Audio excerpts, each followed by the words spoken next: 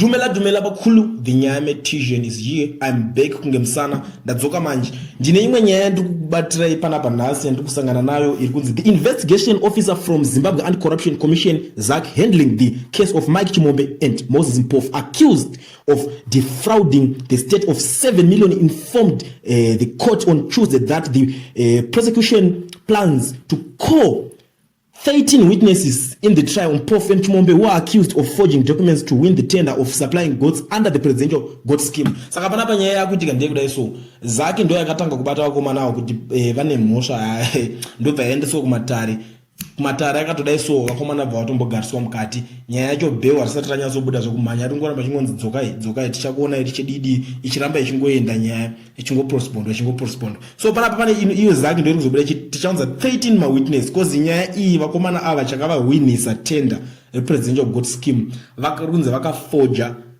madocuments kuti vakwanise kuriwina ende unoziva kuti vanhu vekuti vanenge vagara vari mumupati saka unotoziva kuti pauda kubudiswa mari yakati inyaya diki ngatitsvage kakambani kedu katinosvika tichipinda nako mari yopinda mumavari.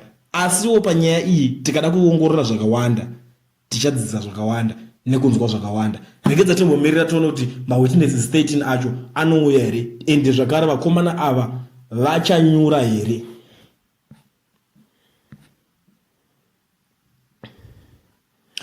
Azvina kumira zvakanaka mhuri yeZimbabwe. Ndadzoka zvakare panapa ndine nyaya ndakakubatirai. SANU Correctional Services Minister says vasungwa should work mumunda for their own food kwete kuswera vakagara vachidya mari yemataxpayer.